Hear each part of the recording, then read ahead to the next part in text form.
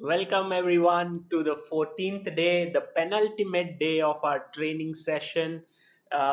Today is going to be knight endgames. Mainly knight versus pawns. We started off with queen versus pawns. Then we went to rook versus pawns. We also did bishop endgames, not bishop versus pawns, but sort of bishop endgames. And somehow the knight was like, why are you leaving me away? We also did king and pawn end games, and so I said, well, today is going to be the night day of knight end games. So all of you who are here, welcome to you, and today is going to be an interesting day, a lot of things to learn,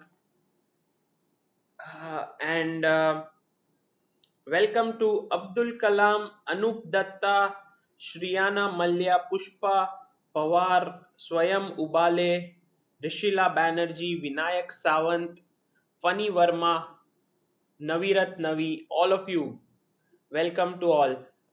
And every time I take you to tactics, but this time I want you to solve the position on the board. Shri Siddharth Shri Kumar has already solved it. Very quick, very good. But anyone else who would like to try? White to play and win. Looks like a draw as such, but it's amazing, yeah, how white can win such a position. Yeah, thank you all for liking the thumbnail. Keshav Kumar Jha, welcome. Shanks, welcome. Dandapani Kuppuswamy, Atreya, welcome to the show. Savita Yonal, Akhil Sadasivam has found the right answer. Also, Evgeny Slutskar, Mayur Hegde, Jace, Pankaj Panchal says, I'm still brushing while watching. Good, good, good. We're brushing up our end games and you're brushing your teeth. Yes, Arun Dikshit, you are right. Abdul Kalam, you're also right. Praveena Matre, sports champion. Good job, guys. Everyone knows they are knight end games as such. But this position is really beautiful if you look at it. You give a check, and then he must take, and then, sorry, and then h6. And here, the thing is, the knight worst enemy is the rook pawn is shown beautifully in this position. The knight cannot stop it in any way. It's queening. And black king says, okay, no matter, take my knight, I will take you back. But the pawn says, I don't want your knight. I will just make a queen. And if the knight wasn't there, the king could go anywhere there. But somehow it's the most horrible position for the knight on g7. So we learn a few things, which is mainly that the knight's worst enemy is the rook pawn, and this is shown beautifully here. So good job, guys. Knight g7, I think a good position to begin with. And yes, everyone liked the thumbnail a lot, and I'm going to tell you the story about it.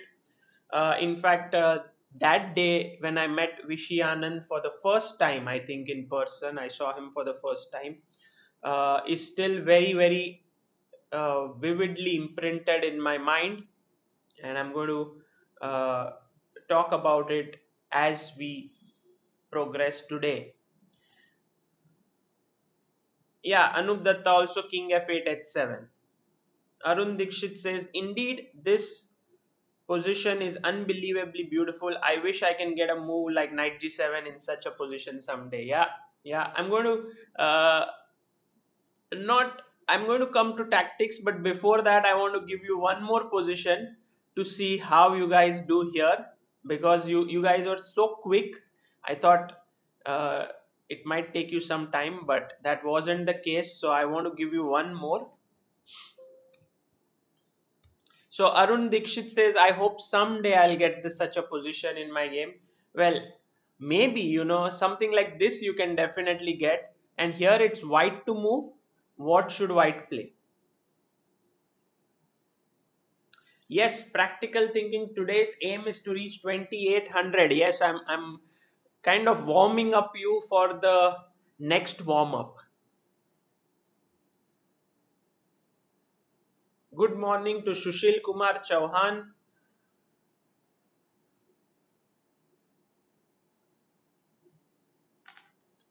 Ahmed Karim, welcome to the show. What should White play? By the way, I must update you a bit about the online Nations Cup. India is doing quite poorly over there. In fact, we are currently on the last position with 1 point out of 4 rounds. It's very disappointing, you can say, that Team India is doing not so well. But I think there's still 6 more rounds to go and anything can happen. China is leading like 7 out of 8. They are killing everyone. Europe is on 5 points, which is nice. Europe has MVL, Aronian, Giri, so strong team. USA is also on 5. Russia is on 4, and rest of the world is on 2 points. So India is the only one with just one draw and 3 losses. uh, Anand has been rock solid on board 1 with 4 draws. Hari has been rock solid on board 3 with 4 draws. Vidit has not really fired. He scored 0 out of 3, and Adiban is on 0 right now. Humpy is playing well. She scored the only one win. So our team has scored not in terms of game wins, only one win, and that is by Humpy. She's won one game, so she's right now on, I think, 2.5 out of 4. That's her score. She also hasn't lost a game yet. Uh, okay, let's see how many of you are able to solve this position on your screen. F3 says Swayam Ubale, AK Androider, F3 Ammay Kanetkar, Tinku Saha, F3. Shri Kumar says Bishop B5 with the idea of playing Bishop C6. Okay. Swayam Das. Swayam Das is always right on the ball. Very good, Swayam. Sairam Sampath as well. Excellent. Satyendra Chess. Well done. Satyendra. Arun Dikshit. Excellent. Excellent. Arun. Maybe you can get something like this, yeah, in your games. Practical thinking. Very good. Who else? Who else has got it right? So, Alan Jones. Yes, you are right. Sumit, maybe your variation doesn't work. We'll come to it.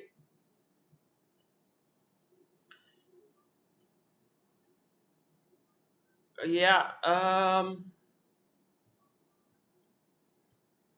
Okay. Saundarya is here. By the way, Saundarya, I did not call out the position, so how were you able to know that this is the answer? Mayur Gondalekar is here with his soup or without his soup. Not so sure yet, but welcome to Mayur.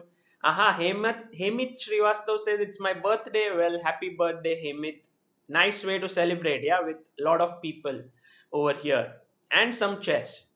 Okay, so all those who said f3, first of all, this would be not a good move, because we remember that.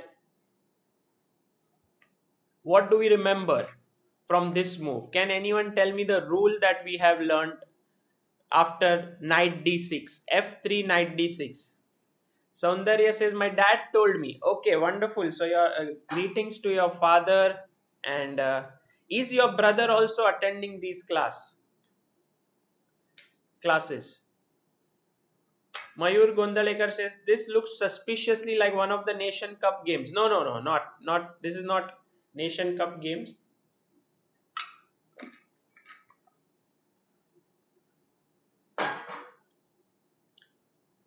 Without his soup yet, we'll make it later or tomorrow. Okay, nice. Uh, yes, Yash, you are absolutely right. Yes, Abdul Kalam, a knight blockader. Knight is a very good blockader of passed pawn, has been said by Abdul Kalam, Neev Patel, Navirat Navi, Funny Verma, Satyendra Chess. Very good. Guys, you are remembering these things. Aha, Saundarya says Prachurya is also here. Very nice. I should introduce Prachurya to the stream very soon, very shortly. Uh, So knight d6 blocks the pawn, and yes, Nandan, you are absolutely right. Knight is the best blockader of passed pawns.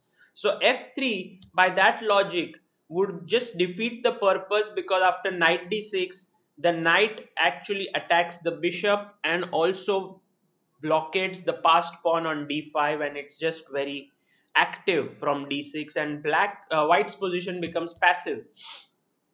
So the right move in this position is d6. Brilliant move played by white player.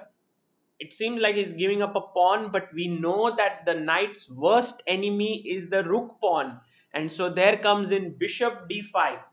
Very nice move. All those who could find bishop d5, well done. Because after king f8, it seems like everything is defended. Black is coming in with his king, but comes the rocking sacrifice next. Bishop into b7, and knight into b7, and you know that a6, this pawn cannot be stopped with the knight. If you remember the last position with knight g7, knight g7, h6, you will also get this position with bishop b7, knight b7, and a6. So I am very happy that all of you could find this. uh, Many of you could find this, but all those who played f3 and allowed knight to blockade, don't do that. A knight is most uncomfortable in open positions, and bishop loves open positions, so you must open it. d6, knight d6, bd5, and in the game after bishop b7, king e7, bd5, f5, h4, h6, king f1. Basically the a pawn is so powerful that white was able to win it quite easily. Okay, here basically if he takes and king e4, he wins the game. So that was a small warm up, and now let's go to some tactics solving. Yeah, shall we do that? um, Let me switch my view.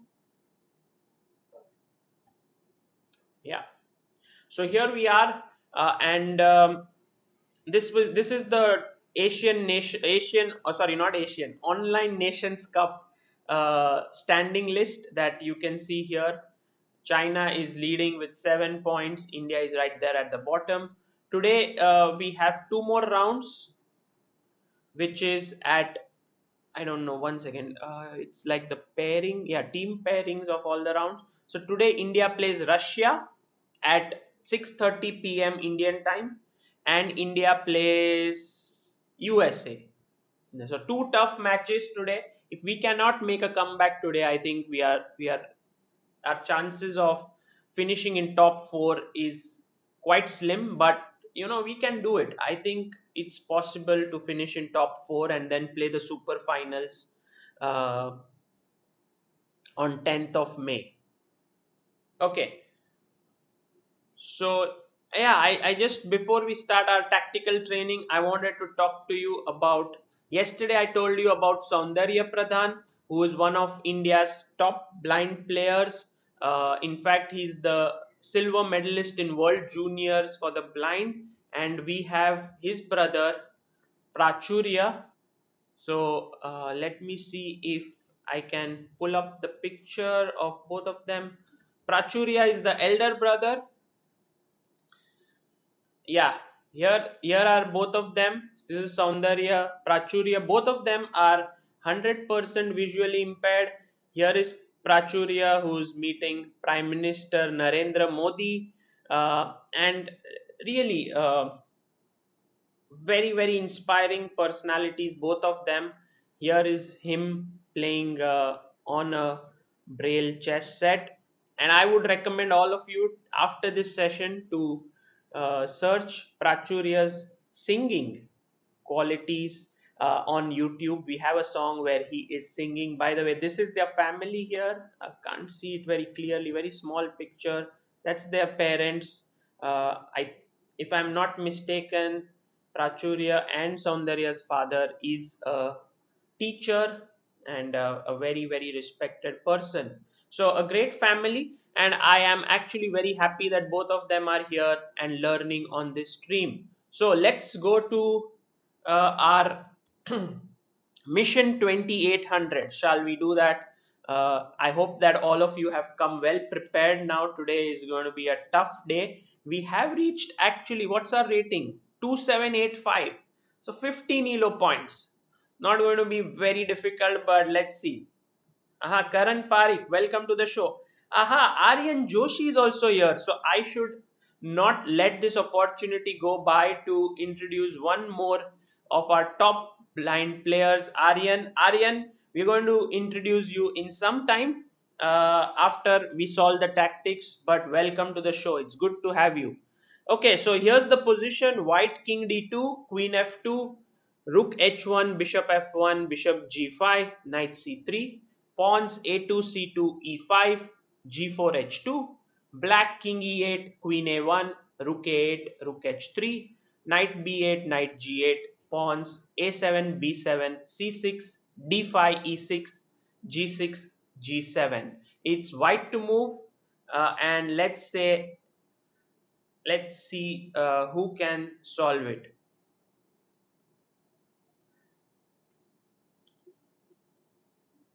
Anup Datta says, I feel so bad that they are visually impaired. Well, in general, I think that they are big fighters, and yes, you can feel bad for them, but I generally think that they don't feel bad for themselves. They are like, whatever we have to make the best out of it, and that's inspiring. That's really inspiring what they are able to achieve with limited vision, while all of us have complete vision, and we should make the best use of that.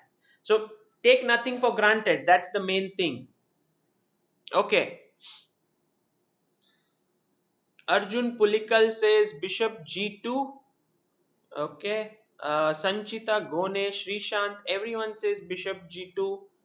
Suryansh Verma says bishop d3. Okay. Shank says bishop g3. Sairam Sampath bg2. Arshia Das says bishop h3. Okay, very interesting, Arshia. Bishop h3, queen h1, bishop f1. Uh-huh. Ah, very nice. Do you want to trap the queen? But how will you trap it? That's the question. But seems like a great concept overall. Bishop h3 and then take, and bishop f1. Aradhya Vatsa says bishop g2. Yeah, bishop g2, queen c3 is just losing a piece, correct? So bd3 is one possibility for sure. Bg2 is just, well, in general, I think bd3 has a problem that bd3 will be met with rook d3 check, no, cd3 and then queen h1. Somehow seems like we are a rook down and don't have enough way to kind of proceed. Yeah, bishop d3. If bg2 is losing to queen c3, bishop d3 seems to lose to rook d3. So Nandan says knight b5. Wow, that's an interesting move, Nandan. Very different kind of a move suggested. Knight b5, threatening knight c7 check, also knight d6 check, but maybe queen into e5 right after knight b5. So actually we have a lot of ideas here. One is knight b5 suggested by Nandan, bishop h3, queen h1, bishop f1, trying to trap the queen, suggested by Arshia Das. What else do we have? Do we have anything else which looks interesting? Any four, says Aryan Joshi. Any four, Aryan. What if I take queen into e5? Seems interesting, but doesn't really seem to work. Yeah, knight b5, we have to see it more carefully, because knight b5, cb5, bishop b5 check, and rook a1 is winning, but I don't think he will take. Savita Yonal, bishop d3 is met with rook d3, so you can't play that move. Gagan Garwal says bishop into h3, queen h1, and then you play bishop f1 with the idea of ne2 ng3. Yeah, just I was afraid of d4 move there, but maybe it does not work. D4, queen takes d4, because if you go knight e2, then queen d5, he just takes his queen away. So queen d4, queen h2, and then maybe just knight d7, and it looks like black should survive.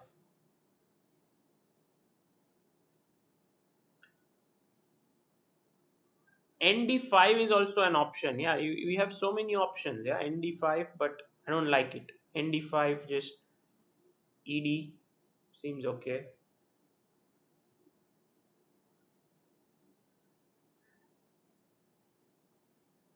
Yeah, nb5 is the move which really is uh, getting me interested here. nb5. Is there any defense for black in after nb5, queen e5, bishop f4? Yeah, that looks nice. Maybe he plays after knight b5, queen e5, bishop f4, and then knight c7, at least knight a8. Also bishop h3 is hanging. And also, if you play knight b5, the threat is knight c7, king d7, and queen f7 sort of mate. The knight e7, queen e7. So knight b5 is definitely a strong possibility. Pankaj Panchal is saying knight into d5 is interesting, because if e into d5 there is e6. But Pankaj, I think already queen c3 check, and it seems like black will survive that. Doesn't look good. Yeah, knight b knight. Aha. Someone has suggested knight d5, ed5, bishop h3. I think Savita Yonal. No, what was it? Dipali Lokhande. Knight d5, ed5, bishop h3, queen h1, e6. Such a rich position, yeah, such a rich position. So many possibilities. Not easy to figure out which one. I'm just wondering if uh, knight b5 is really not working, then I would look at other possibilities. But knight e5, knight b5, queen e5 does seem like the best, because knight d5, ed seems forced. Okay, knight d5, queen e5 also exists. I think knight d5, queen e5 is a problem, because bishop f4, your queen d5 check.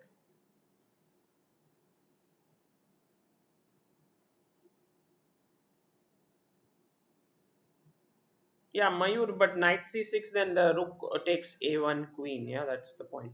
So, okay, let's go for knight b5. I guess that seems appropriate.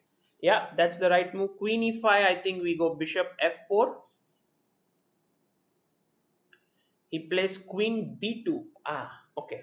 Now, we can give a check on c7 and then take on h3. That would mean we are piece up and a8 rook is hanging. Seems everything is good, right? He played queen b2. So knight b5, queen e5, bishop f4, queen b2, and now place knight c7.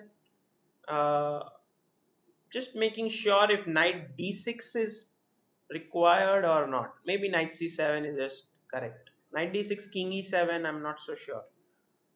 So knight c7 check, king d7, and now I think we'll take on h3. Seems logical to take on h3. I don't see any other really good move. So take on h3. And we solved it. Excellent, guys. 27927 elo points gained. Fantastic job by all of us together. Also, good job by all those who suggested knight b5, knight c7. Brilliant. I am wondering about all the other possibilities that each one of you suggested, and I would like to go over them. One was knight into d5. Queen e5 is the best move for black. If instead of queen e5 he plays ed5, then I think your variation could be interesting after bishop h3, queen h1, e6. But knight f6 comes, and after bishop takes f6, gf6, queen f6, you have queen into h2, followed by the queen, perhaps like king c1, queen d6, and it is not a mate. Very difficult, but that was the defense over there. So knight d5 doesn't work. The other move suggested was bishop h3, queen h1, bishop f1, but as someone, I think d4 should do the trick. But also knight d7 has been suggested as a good move, and after knight e2 trying to trap the queen, somehow knight into e5, you're just not in time. Knight g3, queen h2 or queen f3, and black is surviving this. So unable to do anything, knight b5 was the best move. Queen e5, of course, if he takes here, we know that bishop b5 and you win the queen. And if he played queen e5, there was bishop f4, strong move, queen b2, knight c7, king d7, bishop h3. Well done, guys. This was nicely done. And I would also point out that whenever you look at three pieces in a row, always look at a discovered attack. Like bishop moves somewhere and the queen is hanging. So there, that's how we came to knight b5. bd3, of course, was bad because of rook d3. Otherwise, if queen h1, your move bd3 would be a star move with bg6 ending in a mate. Okay, let's go for the next one now. No queen on the board, so could be easier perhaps. I like positions with no queens because it gives, like, you feel like you can solve this, but sometimes they are very tough and tricky. Okay. Aha, Samay Raina is here. Samay, welcome to the training. Today we are learning about night end games, but right now it's tactics time. So if you can solve a few positions with us, that would be nice. By the way, to all those who are here who do not know Samay, I mean, most of you would know him, but he is one of India's top stand-up comedians. He is the winner of Comic Stan, and right now he is promoting chess in India like no one has done before by doing live streams with some of the most famous personalities like Vidit, Adiban, Vishy Anand. Also, he brings in people like Yuzvendra Chahal, comedians like Vaibhav Sethia, Biswa Kalyan Rath, Tanmay Bhatt. So actually, chess has become more beautiful and vibrant thanks to his contributions, and I think Samay, we are very very grateful for what you are doing. Okay, so here it's white to move and win, and Samay and to everyone else who just joined in, our aim is to reach 2800 today. We are 2792, very very close to becoming world number 3 or 4. And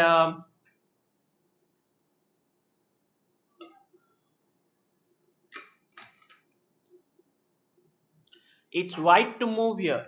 How do you continue this position? It seems like black's king is caught up in a mating net here, but you have three pieces and a rook to do it. Let's see who has the answer. Neev Patel says nb5, king a8, bishop b7. But Neev, your bishop is on c4. How can you mate with nb5 and bishop b7? That doesn't work. Uh, Sujata Shastri says nb5, king 8, knight c7, rook c7, bd5. Aha, interesting. So knight b5, king a8, knight dc7. Now the king is almost mated, but rook c7. By the way, I must Saundarya and Prachurya, have you got the position on the board, or should I call out also Aryan? Have you got the position? It's king a2, rook b6, knight c3, knight d5, bishop c4, a3 b2 c2, f2 h4. And black is king a7, rook c8, rook e1, bishop h6, c5 d7, f6 f5, g6 h7. White to move. Aha! Samay has contributed 1000 rupees through super chat saying love you bro. Well Samay, this is very very kind of you, and thanks a lot for contributing through super chat. um, Very very nice. Don't have too many words to say, but yeah, this is really great. Okay, so knight b5, king a8, ndc7, nb5, king a8, ndc7, rook c7, bishop d5 looks like a mate, but just the problem that there is rook c6. And now if you take bishop c6, dc6, it's not yet completely winning. So it's not a mate, and the position is, everyone is saying Samay OP. Well, Samay, actually in your stream everyone says Samay OP, here everyone says Samay OP. Uh, it would be everywhere it's OP for Samay. Abhay Agarwal contributed 100 rupees saying Samay OP. Okay, very nice. Thank you, Abhay. Karan Parik says Samay wants to know your salary, Sagar. Well, I kind of told yesterday about top 100 players, and they were saying, okay, my salary is like 50, 60 lakh. And I said, well, you need to at least remove one zero, maybe even sometimes a couple of zeros. So, Samay Raina says, guys, please try to contribute since it's the only source of income for us live streamers these days. Okay, now I'll not disturb anymore. Thanks, Samay.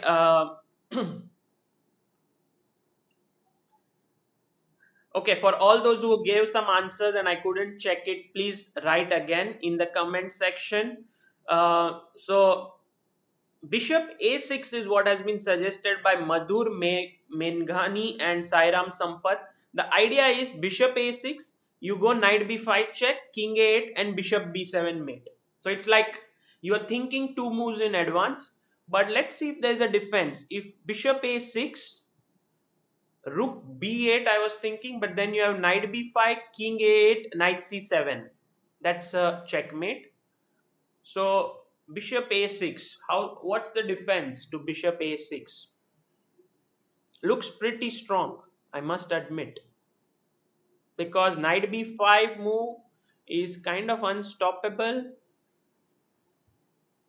Bishop a6, can he play rook c6? But then knight b5, king a8. It's not a mate. Actually, bishop b7 is not a mate. The king comes out from c. But the mate is actually bishop a6. Say, let's say it was rook c6, then knight b5, king a8, knight c7, rook c7, knight c7, king a7, rook b7 mate. So that's a mate there. So perhaps after bishop a6, it seems like bishop a6 is very clean.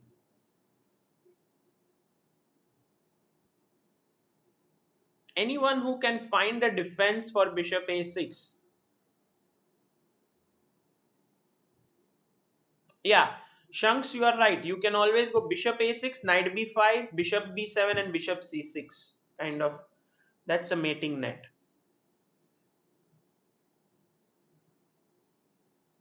So we go bishop a6. Now rook is hanging. And you know, white is not doing bad materially. So actually, uh, anyone who can refute bishop a6, please let me know, because also we must be very very careful if there is a faster way to win. Keith Mascarenas has contributed $2. and says, keep up the great work you are doing for chess in India. Thank you so much, Keith. Very, very nice of you to contribute.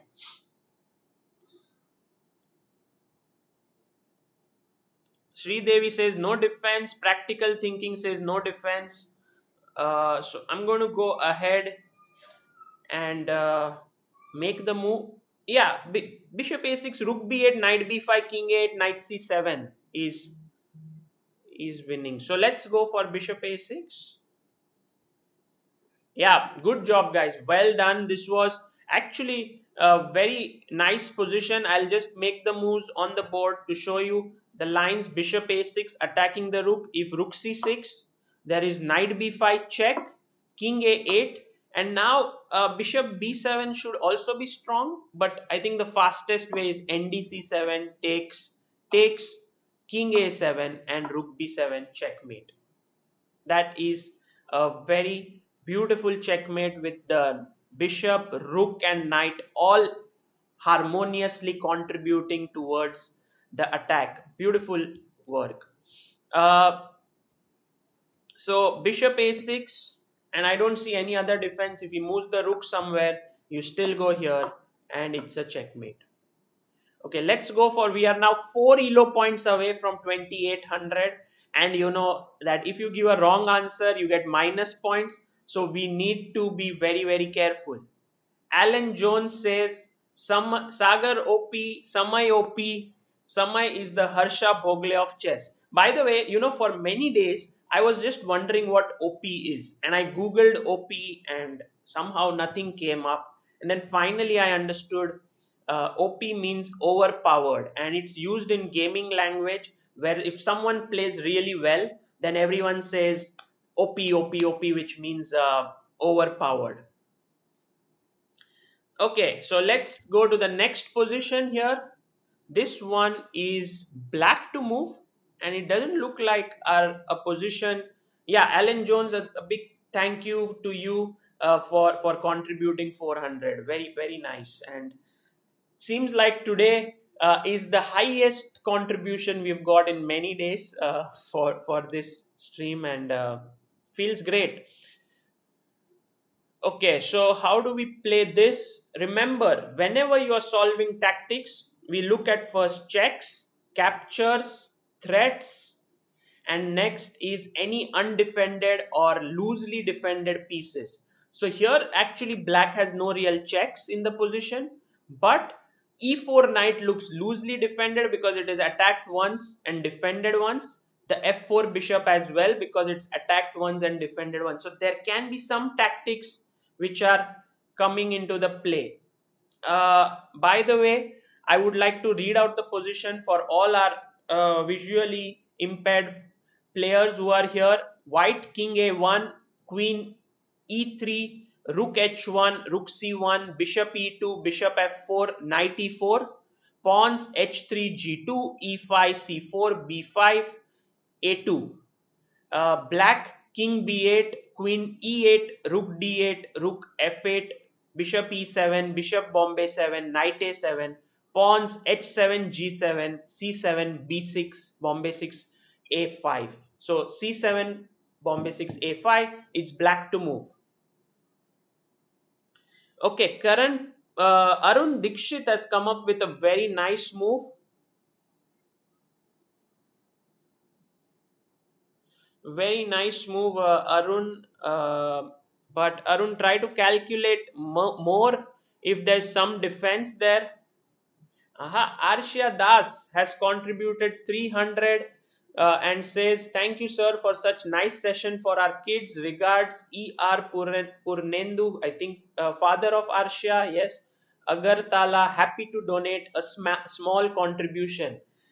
Thank you so much, Purnendu. And I think I have already mentioned on the stream before, but if I haven't, Arshia Das is just 8 years old and one of the big talents of Indian chess. She's from Tripura in Agartala, and she is the Commonwealth under 8. No, she played in Commonwealth Championship, and she is definitely a big star in the making. So we will keep her eyes on her.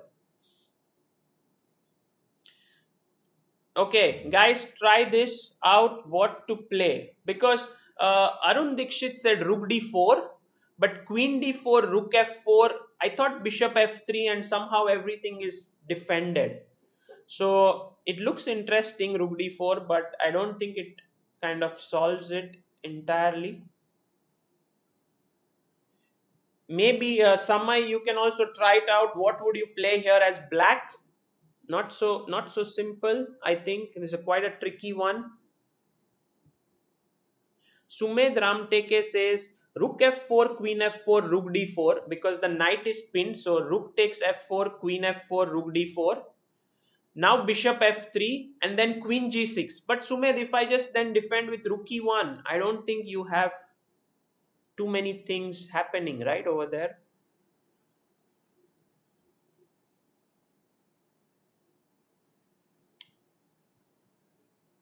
Neev Patel. Neev Patel says rook f4, queen f4, rook d4, bishop f3, g5, g5, okay. Queen g4, h5. Nice, very interesting. But Neev, what if I go into g5, just queen e3? Why should I go to g4? What if I go back to e3?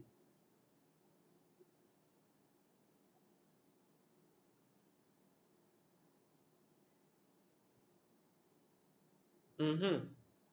Okay, let's look at Arun Dikshit's variation. He says rook d4, queen d4, rook f4, bishop f3. Now bishop c5, attacking the queen. And if the queen moves somewhere, then e4 is hanging. So you go queen d3 and then queen into e5. Nice, nice. Arun, you have a good case for your move. But let me see if there is anything more convincing here.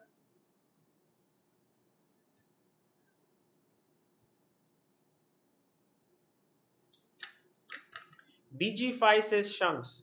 How can bg5 work, Shanks, here? Ammai Kanitkar says the same answer as Arun. Looks interesting.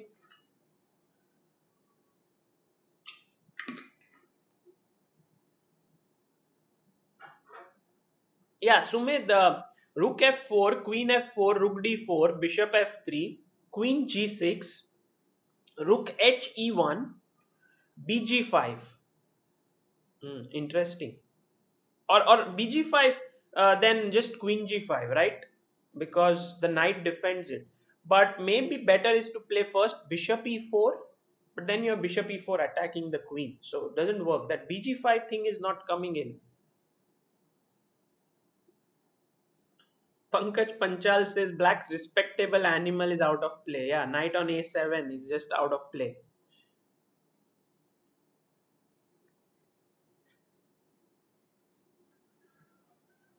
First move says bishop c5. Really? If knight into c5, what's your plan? I don't see anything. I don't like bishop c5.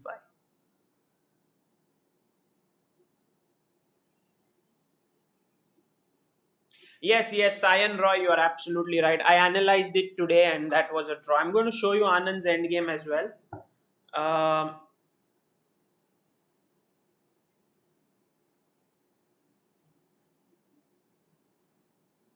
bg5. The point is, if bg5 then queen e5, okay.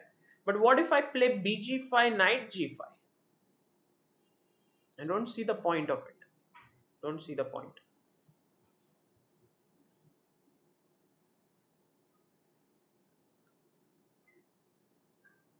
Yeah, it's not an easy one, but I think Arun Dikshit's answer is the most convincing until now, which is rook f4, queen f4, rook d4, bishop f3, and now, sorry, not rook f4, rook d4 first move. Now the knight cannot really move. Of course, he can defend bishop f3, so that has to be considered there.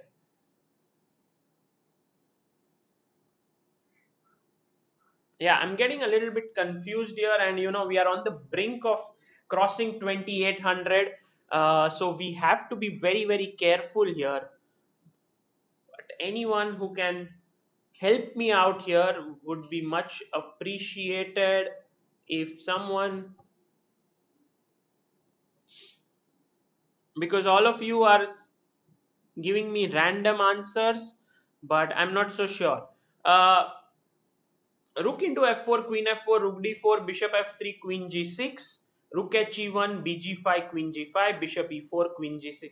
Actually, in that last position, I think you are material down, Sumit. So actually, you are not even winning because you are exchange down. So it's not winning. Arun Dikshit says rook d4. He's very confident. Arun, what if bishop f3 to rook d4?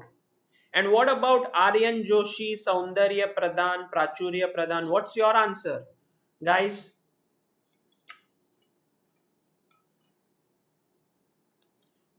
Okay.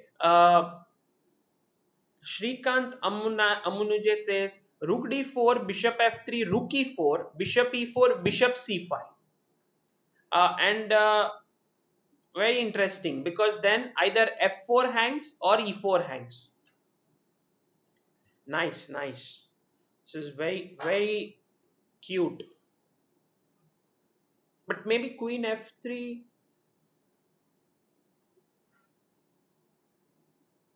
queen f3, then in that position is a possibility.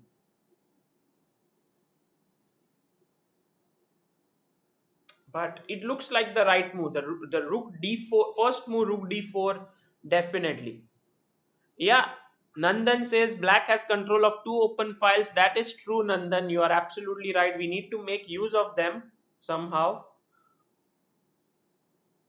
How about playing queen f7?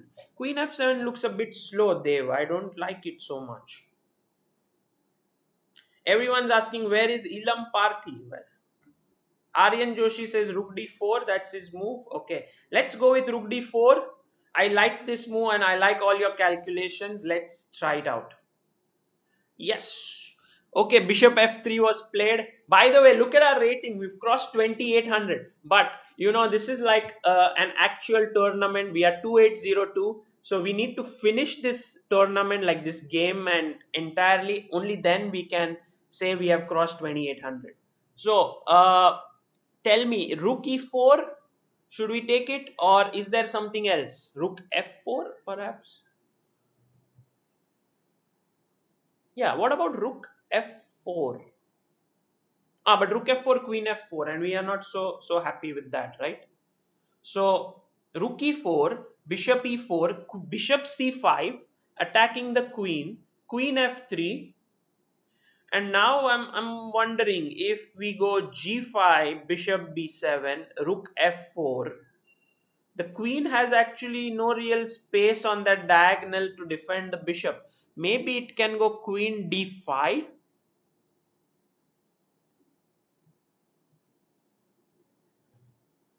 But then we have rook d4, right?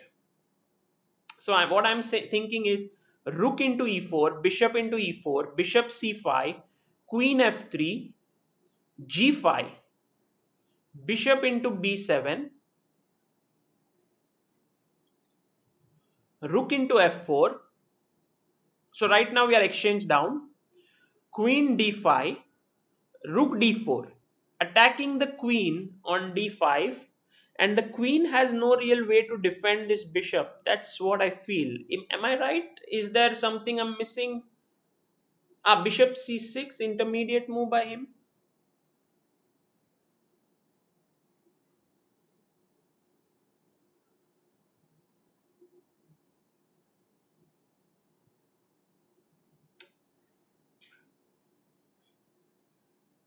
Yeah, Arun, that's what I'm going further in. After rook f4, I was looking at queen d5. I don't know if makes sense. Also, we mustn't forget rook f4, bishop c6 is also possible. Aryan says rook takes e4. Yeah, Aryan, go a little deeper in the position. Yeah, Anup Datta, you are right, you said that. I didn't check it by mistake, I missed it. Anyone else who thinks about anything apart from rook takes e4 here? Is there any other move possible? Rook into e4. Yeah, Keshav Kumarja, that's what I want to do. BD4 is winning. Ah, okay. Maybe we should try for mate. That's what you're suggesting, yeah. So rook f4, queen d5, then bd4 check, king b1, and you can go queen g6 check, and then rook c2 already looks very dicey. White's black's position. Sorry, white's position. Ah, okay. Yeah, rook d4 is winning because if bishop c6, you have queen g6. Okay, I think rook e4 does the trick. Maybe. Let's go. Bishop, rook takes, and bishop c5, queen f3, and let's go g5, and just trying to confirm. Every time you're calculating, you have calculated a line before you make a move. It's good to take a pause and see if there is something you're missing out, something that's going wrong. um, I don't see much anything wrong here with g5. Let's go for it, yeah. Ah,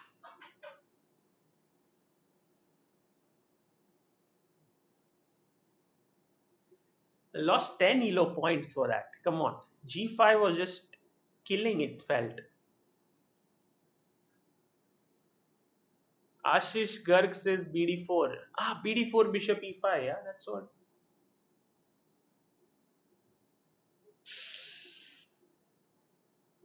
Yeah, bishop d4 seemed like a better move, but I'm sure g5 was winning. G5 was winning. Okay, bd4 check, king b1, and now bishop into e5. I think that looks correct. Just a little bit nervous now because we did lose some points, and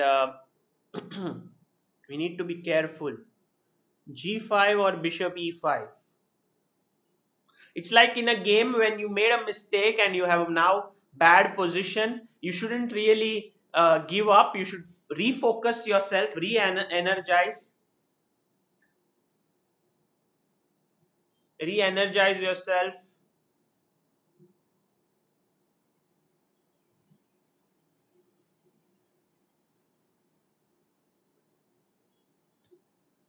Okay, bishop e5.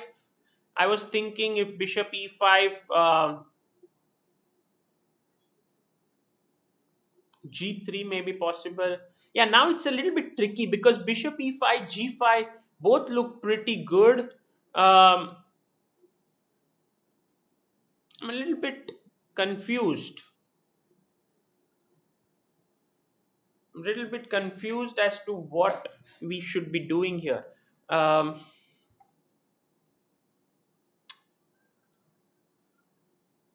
Knight b5. Did you guys consider that move? Knight b5 here. Knight b5, bishop b7, rook f4.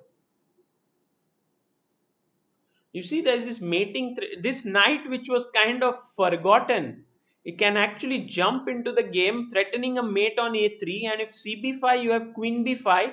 If queen b3, you have bishop e4. So should we go knight b5 here, or should we go rook f4, queen f4, knight b5? Because then there is a real mate on a3.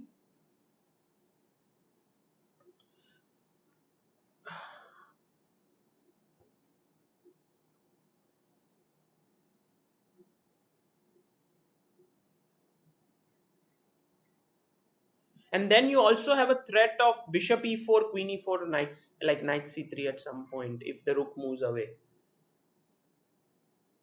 Knight b5, or should we go like rook f4 here, or directly knight b5? That's the point. Aha, Ilam Parthi is here, said someone. Where is he? Rook f4, queen f4, knight b5. See, Ilam Parthi, you were not here when the most important moment of the game came. and then we couldn't, we made a mistake. Knight b5, cb5 straight on is possible, but first rook f4, queen f4, knight b5, cb, queen b5, king c2, queen e2 check, queen d2, queen e4. But too much material, yeah.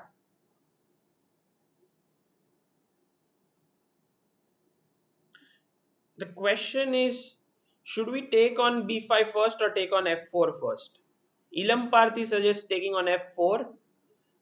More often than not, he's right, but we should always consider.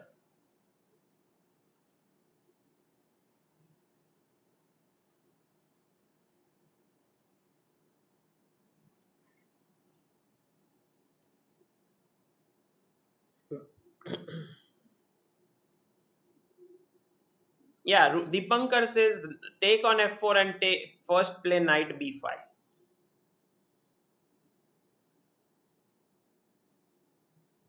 I'm a little bit confused. Let's calculate knight b5. What's the problem of first playing knight b5?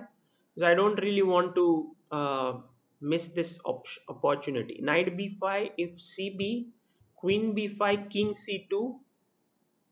Can I not go play now rook f4, queen f4, queen e2, or queen b2, queen e2, queen. Seems like the king is running away. But even if you play rook f4, queen f4, knight b5,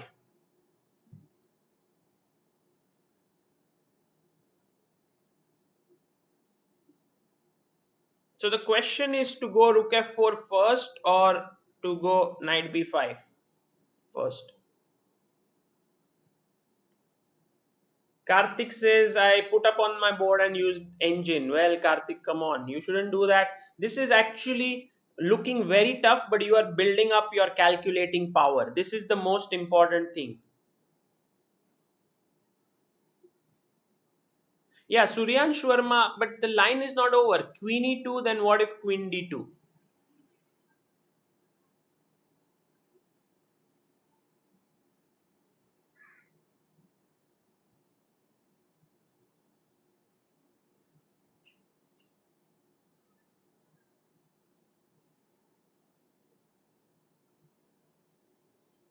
Okay, let's go for rook f4 first. Takes. Ah, it's not a good move. Okay, knight b5 was better. Takes. Bishop b7, but now rook f4, yeah? I think we can take. Queen d3. Ah, not a great day, but let's not spoil it further. Knight b5, rook f4, just too confusing, and we just made a move which was not the best. What to do now? How to finish him off? Any suggestions?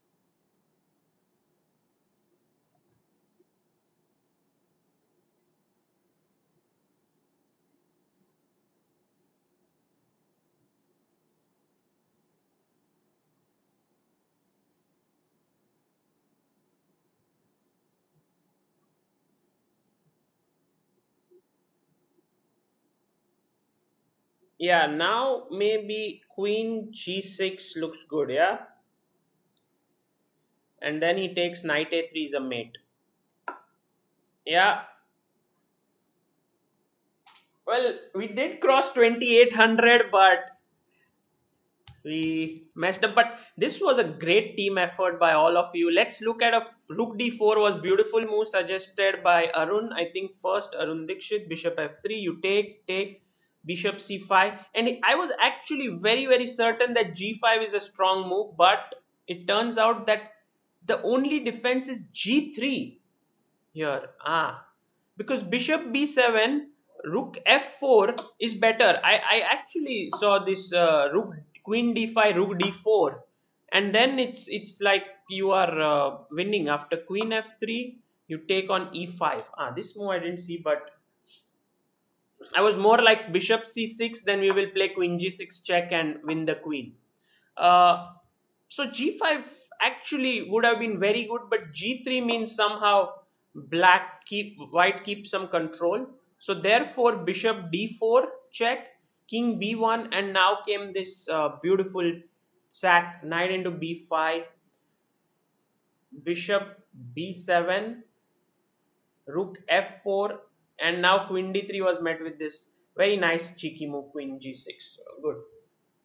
And also we need to look at rook f4 if it was working, because rook f4 seemed also tempting, but after queen f4, knight b5, yes, you are having position, but he runs away with king c2, and so keeping your sacrifice intact, like instead of rook f4, if you take on b5 and now king c2, then it doesn't make so much sense because you haven't given up your rook yet. So now bishop e5 and you win.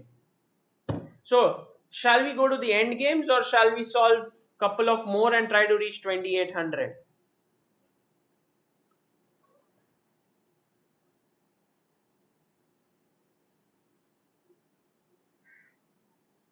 Should we go? Yeah, and G3 is like sort of defending. I mean, in general, G3 is not a move you would consider so easily. Like here, if you go G5, then G3. But the point is, after GF, white is somehow solid. He has two pieces for a, he has a rook for two pieces, and Ruchir Patel says ગુજરાતીમાં કાંઈ બોલજો ને finally. Well, Ruchir શું બોલું હું, ગુજરાતી કેટલા લોકોને સમજાશે અહીંયા આગળ. Yeah, of course I speak Gujarati and I am Gujarati, so I can understand it. Endgame, endgame, endgame. Everyone says endgame, tired of tactics. Okay, I think it's nice to know that we have an aim tomorrow. Tomorrow will be the final day of our training session. And we should sometimes it's good to take a step back, I know this feeling, there's an aim there and we want to achieve it but we can't, and then we go behind it like anything, but sometimes better to take a step back. Okay, so I had promised you that I will introduce you to Aryan Joshi, who is here. Aryan Joshi is one of India's top blind players, and this is Aryan here, young boy from Mumbai, very very talented, lives in Dombivli, I think, or am I right, Aryan? Dombivli, yes. And this is Saundarya on the right and Aryan, both of them playing at World Juniors. So both of them are here. In fact, I was with both of them in Poland as the trainer. Amruta and I, both of us were there, and is a great feeling to be with them. And Aryan is actually also a state level swimmer, which is amazing. So my recommendation to you is to go to YouTube and check out Aryan Joshi's video. There are many of them, but also there's very nice one made by Oak Tree Studios. Yeah.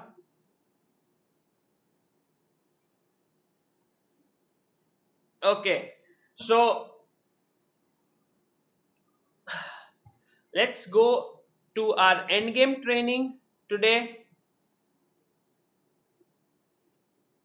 and try to do it. My hair has just lost all its kind of form because of these tactics. Not that I have too many left.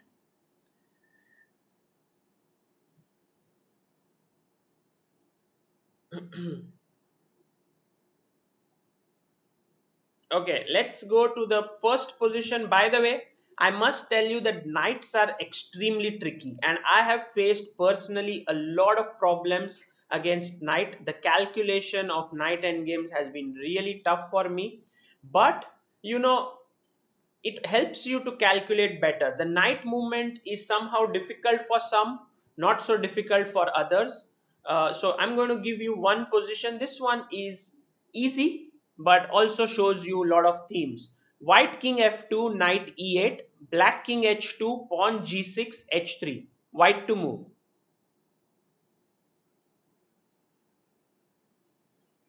Dave Marcia says, could we study the reason behind why a king and two knights versus king is a theoretical draw despite a checkmate position existing? I'm confused. Okay, Dave, before we leave today, we will look at your question about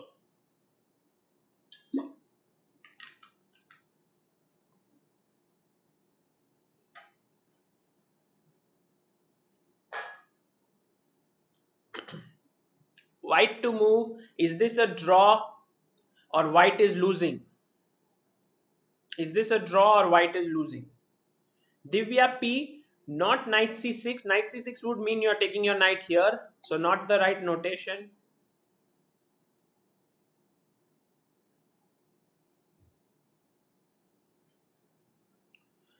Well, the thing about knight is that it moves from one position, like let's say it's on e4, in 8 directions. And sometimes that is tricky. If you have a bishop, it'll move in 4 directions. Yeah. Queen is somehow also easier, rook, but knight has so many possibilities. That's why it confuses a lot.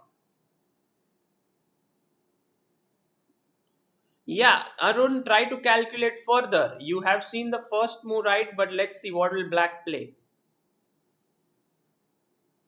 Give me the full line. Who can give me the full line? Vrund Patel. Okay, Vrund, you are right.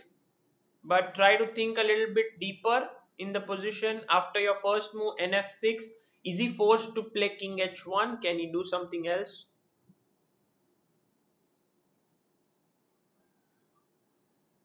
Ah, by the way,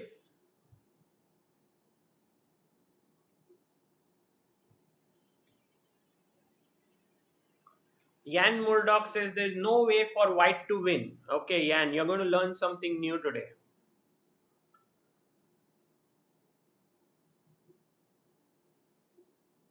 Saundarya Pradhan says I've written the full line. Aha, let me go and find out what Saundarya has said. He says white is winning. Aha, Ashwin is also here. So today we have like four of top India's visually impaired players. Wonderful to know. Ashwin is from Gujarat. Aryan is from Maharashtra. Saundarya and Prachurya are from Odisha. So that's a great lineup. Nice. We have the national team. Only Kishan is missing and Darpan. Maybe they'll come tomorrow. Okay, so knight f6 first move is right. And then you go king h1. And then knight g4. Seems good. King cannot move, so you can play g5. And then king f1. And then h2 and a mate. Okay. Now I would like to put a small trick to you that in this position, what if it is black to move? How should black and black plays the move king h1? Is this position still winning or is this a draw?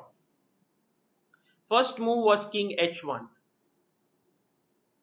Yeah, Yash, you are right. Clean win for white. Very good. Savita, also you are right. Arshia Das, you are right. Anup Datta, well done. Rajashri Raghavish, well done.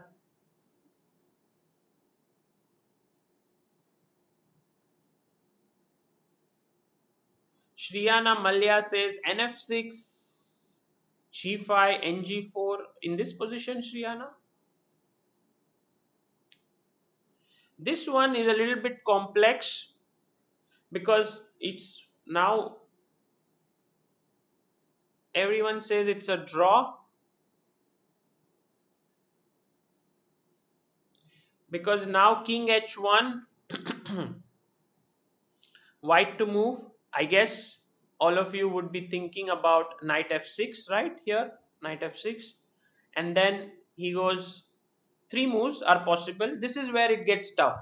Usually if there's only one move to consider, you're like, okay, I can get it. But now there is king h2 to consider, there's g5 to consider, and there's also h2 to consider.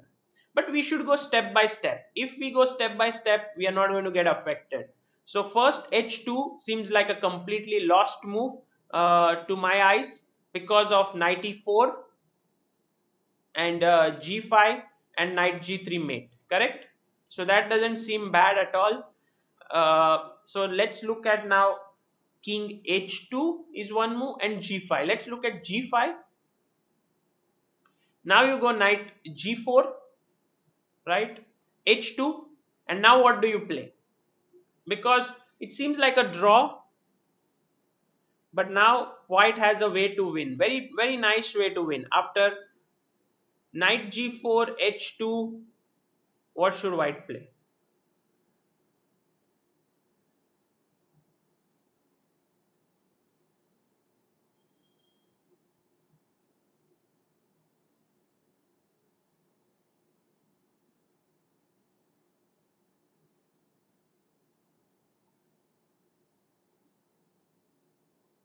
Saundarya says if it's black to poo, then it's a draw. Well, Saundarya, not really, not really, not here. You can still play for a win. Yes, knight e3. All those who said knight e3, all those who said king f1, look at it carefully. It's a stalemate. You must play knight to e3. And now he must go g4. And then you go knight f1. And then he must play g3. And then you pick up the pawn and tell him, well, you checkmate. It's a checkmate on the board. So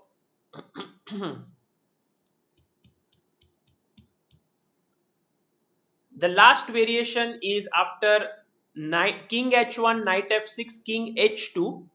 But this looks pretty straightforward. Yeah, like how should we win now?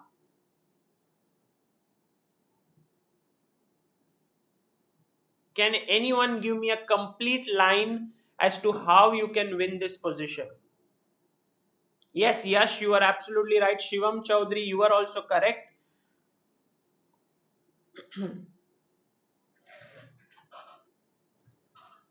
Who can find the way to win here? Because now it's tricky. You know, if I go ng4 check, he goes king h1, then I play, say, I don't know what to play. King, should I wait with my king? Should I move my knight? Then he plays h2, there's g5, too many possibilities. So give me the full line here. After king h1, knight f6, king h2.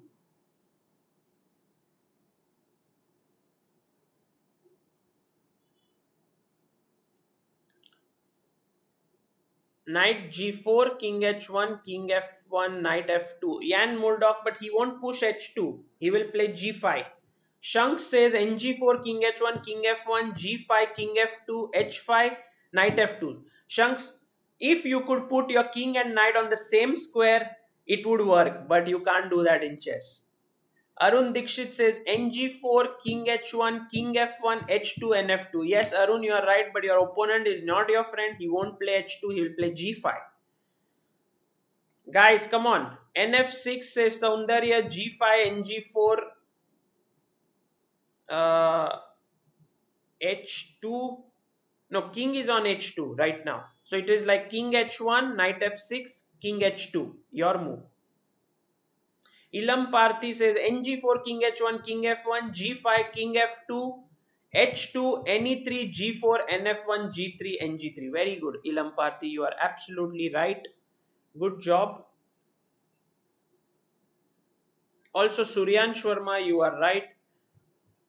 So a lot of you have got it. So the right move is after first move, we go from the beginning. King h1, knight f6, king h2, knight g4, king h1, king f1. Good move. So now h pawn moves, it's a mate.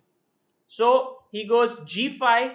Now you play king f2, h2, you go knight e3, g4, you go knight f1, g3, and it's a pretty mate. You see, knight is actually a very, very respectable animal.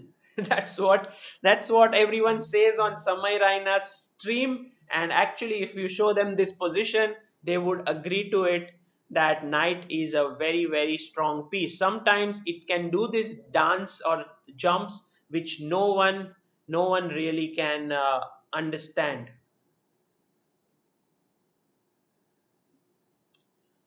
Okay, so shall we go to the next position? I hope you realize that even in these trivial positions, Knight can be really a powerful guy, can checkmate his opponent. I have a very interesting theoretical endgame for you to see here. And this is this one.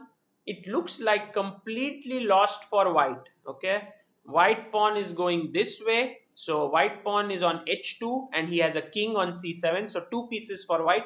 King c7, pawn h2. Black has king on h8, knight on c3, pawn c5 and pawn h3, and it is white to play. And what is the result of the game? Okay, Shanmuga Sundaram says, how many GB RAM for chess base 15? Well, Shanmuga Sundaram, I think ideal is 4, 2 should also do, 8 is great, 16 is amazing, 32 would mean like you have the best computer in the world. Jan Murdoch says, I learned something new. That's what every day, learn something new. That's what everyone says.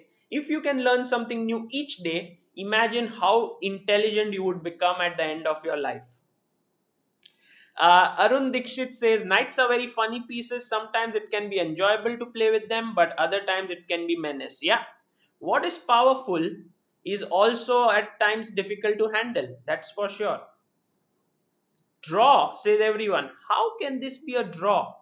King c6, says Jan Murdoch. Radha Madana says king c6. Very good. Uh, but, I can just go and pick up the pawn on h2. How can this be a draw with my knight?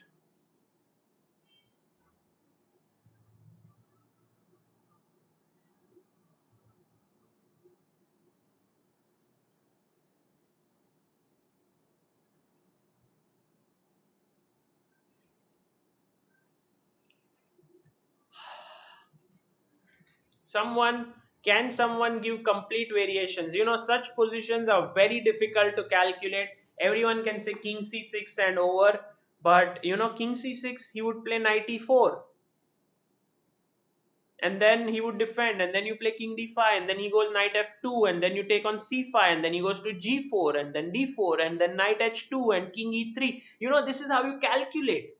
You guys are more like king c6 and now enjoy. Okay, Night OP, Sagar OP, Samay OP, all of this you write and you are just lying down. What is this? Try to calculate. Come on.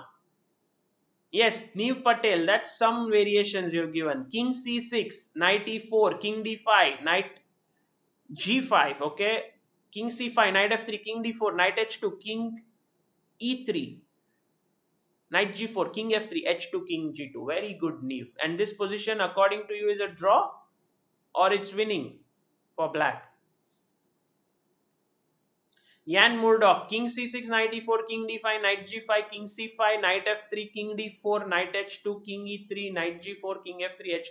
Very good, Jan Murdoch. You also got the right thing, but you need to give a evaluation at the end. Always end your lines with an evaluation.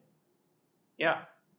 If you don't evaluate it, it's like saying I saw the entire line, but I don't know who's winning, who's minus, who's plus. I don't know anything. Okay, so king c6, very good. Here you are going to learn an important concept. If first of all this pawn is hanging, uh, yeah, Keith have already announced it. They know it. Knight e4, now king d5. The other possibilities after king g7, king c5, king f6, he's trying to bring his king in.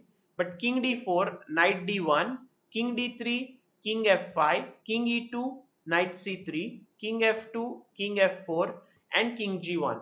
And this position you must remember, where the king is on g1, white has a pawn on h2, black has a pawn on h3, king f4 and knight c3. This is a theoretical draw. Why? I give a check, I can now go to f1 or h1, both are okay, but I go to h1. Now it's a stalemate, so you must move the knight. I come back to g1, you come to f3, I go to h1. And now you're like, okay, if I bring the king in, stalemate. If I bring the knight in, stalemate. But let me try to get my knight to f2. Okay, so you go here, king g1, here, sorry, knight f4, king here, knight d3, king here, knight f2, and you're like, yes, I've got him out from the corner. But then king f1, and white says, what next now? How are you going to win? If you go knight g4, I'm going king g1. If you take on h2, I take back. This is already a draw. So in a way, this entire position, please note it down in your head that if you have a pawn on h2 with a black pawn on h3 and a king, it's a draw. It's a theoretical draw. Okay? Arshia, if it's lagging for you, just refresh. It should work fine. It should work fine. I don't think right now there is any lag. Okay, so let's go back to the position after king c6, first move. And there black plays the move knight to e4. Then you go king d5, then knight g5, and now you take on c5. You take the pawn, and then he goes knight f3, king d5, knight h2, and you're like, oh my god, I've lost a pawn.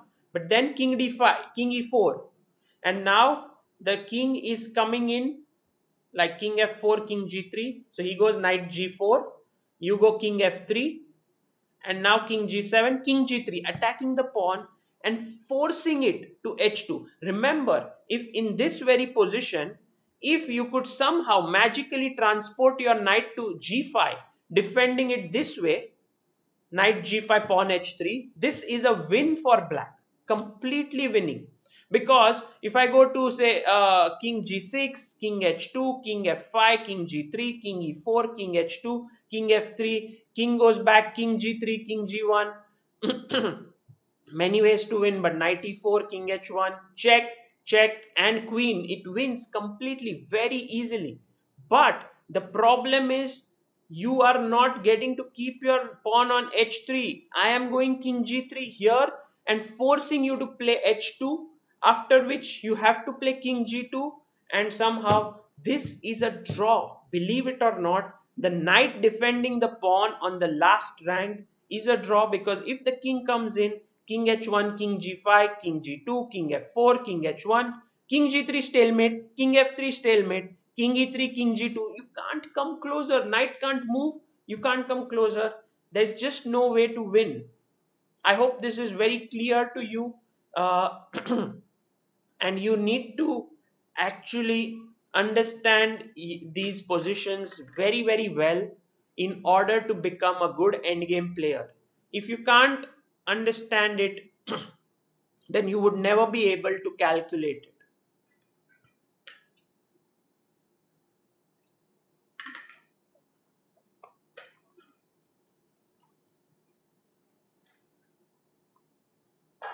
I hope that all of you understood this very clearly. If there are any questions, please let me know in the chat.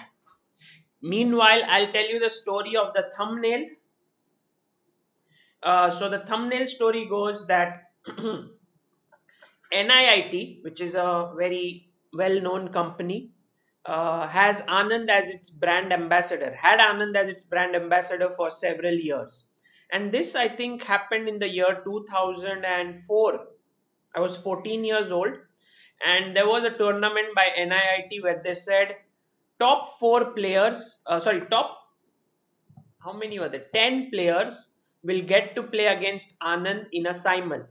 So I was very, very motivated, and it was an inter-school event. I was there with my school uniform, as you can see from the picture. And yeah, I'm just checking if anyone has any questions. No. Okay. So I played that event, and there were many strong players like Aditya Udeshi, Megan Gupte, Amok Kamli. And in fact, I won the event along with Megan. We both scored 6 out of 7. I think he was first, I was second. We both were given this very nice trophy, the Knight, in the shape of an NIIT. It's still there in my cupboard. They're very nice. And Anand actually gave it to us. So Anand arrived after the tournament ended. He came, and it was raining a lot. He came there with Aruna, and it was such a nice feeling to see him. He was at that point not the world champion in the classical format because Kramnik was, but still he was one of the best in the world. And then our game began. And actually, I've written an article on it, so maybe some of you already know the story.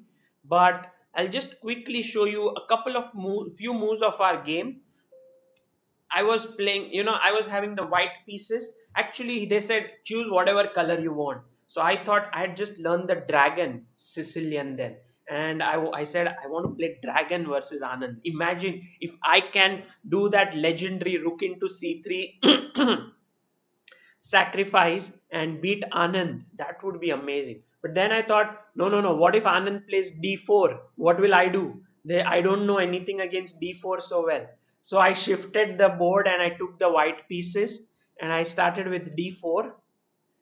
He played d5, and as Anand loves, he plays c6, and then knight c3, knight f6, knight f3, dc4, a4, bishop f5, knight e5. I mean, now many times I play e3, but I went knight e5. Vishy played knight d7. I took on c4. He went queen c7, and I played f3. And here, e5 was a strong move. Actually, f3 is not very common. g3 is the main move. But I played f3. He played e5. I went e4. And then Vishy took on d4, and now I thought if I take with the queen, he will develop with a tempo to c5. And so I played knight e2, and he played d3. I played knight f4, which was a bad move. Actually, I just missed his reply. I should have now taken queen d3, but then I think I was afraid of maybe knights c5 was what I was afraid of, perhaps. Comes with a tempo. So I went knight f4. I want to take it with the knight. And now Anand played a check, which was a great move. And now I realized if I play bd2, f4 piece might be hanging like bd2 here. Actually, bd2 seems now okay, no? Because if I take on f4, there is bishop b4.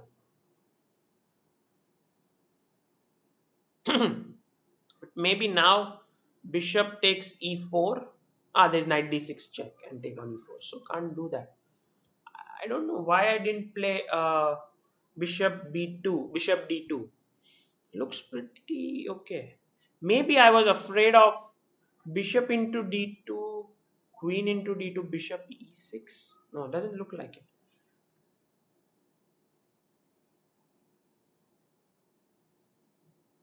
Yeah, yeah, I was a d4 player, Harinanda. Yeah.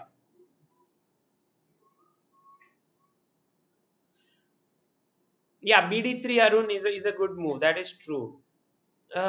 Instead of so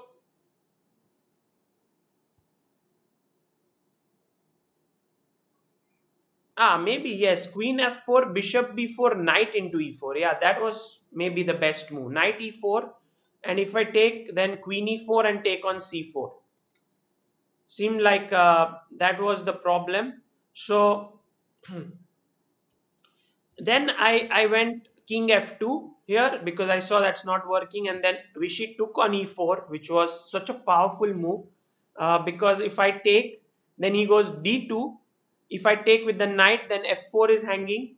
If I take with the bishop, then bishop d2, and if we take with the queen, knight e4. If I take with the knight on d2, there is queen f4.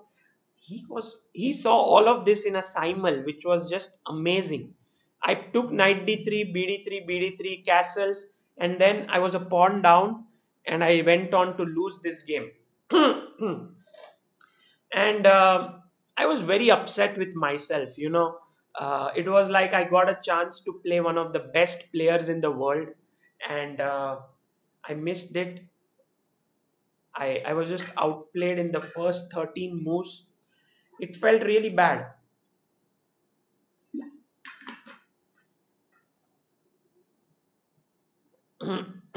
I think I got overexcited today, so I spoke loudly and now I can't talk. Or maybe it's just the 14 days of continuous talking. And also, yeah, in the evening, I go online and do this live stream. So all this talking, I need to stop talking. I don't know how. How will I stop? My rating was 2037. Jai Prakash.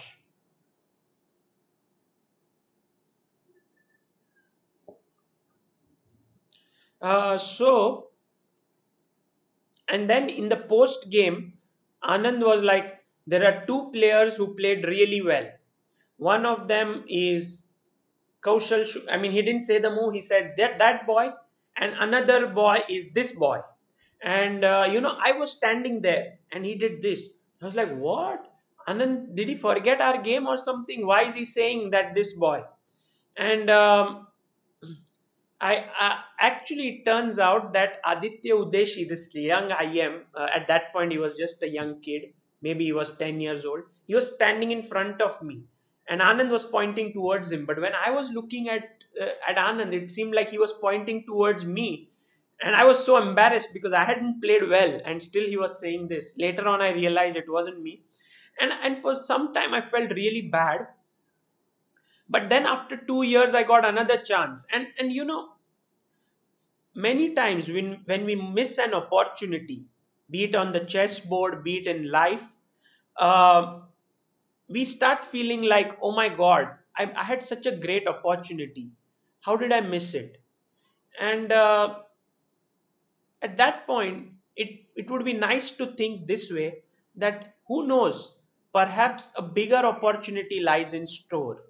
For example, it's with its story, like he, I think, played some simul with Anand, or he missed playing the simul with Anand, and now he's playing against him in tournaments.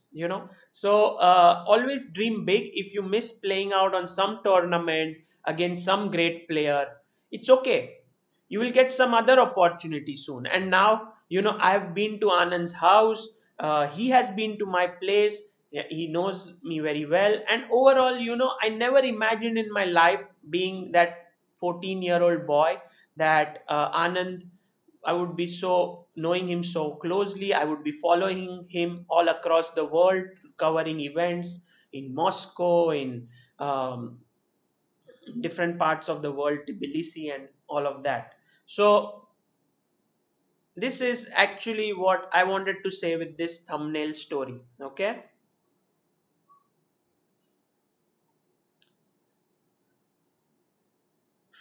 Today, there is Ruchir Patel who writes in Gujarati. So for me to read English and to then read in Gujarati is a little tough. Like he says, Ananti e ma harwanu is okay. It's like I'm talking in my mother tongue. It's written in English. It's not easy to do that.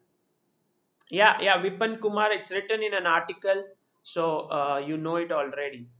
Arun Dikshit says it must have been extremely exciting to experience playing with legendary Anand. Hopefully, I'll have the honor to play Anand someday. Yeah, all of you here, dream big. Don't think about a simul. Think about playing him, playing against him in a tournament. Sarvanan Nandan says my puzzle rating was 2030 yesterday, but today my puzzle rating dropped to 2010. That's okay. We also dropped. We were 2802 and then we came down to 2785 or 86. It happens. Get back. Get back on your feet and try to reach 2100 today. Nandan, will you try that? That would be good. Okay, let's look at one more position now. I think this one is going to be very, very interesting for you. Let me pull it up.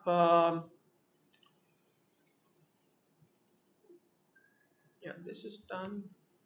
It's done. It's done. Yeah, this one.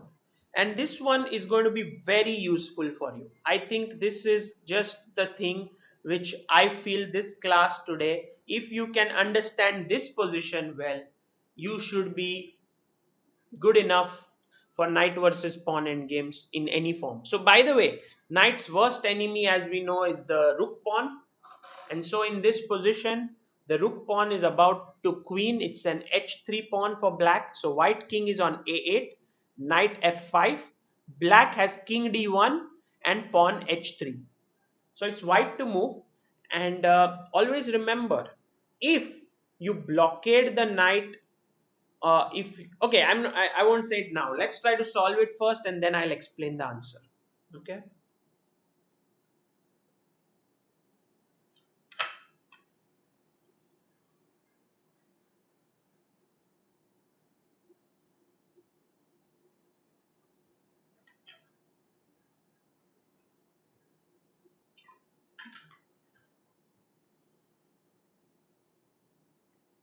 2782.5. That's our rating, says Anup Datta. Okay. Ruchir Patel says, I'm doing masters in University of Calgary, Canada, but I like to hear Kathiawadi Gujarati from you. Okay. I think I don't speak Kathiawadi. It's just normal. I'm actually from Bhavnagar. My ancestors were from Bhavnagar, a small town in Gujarat.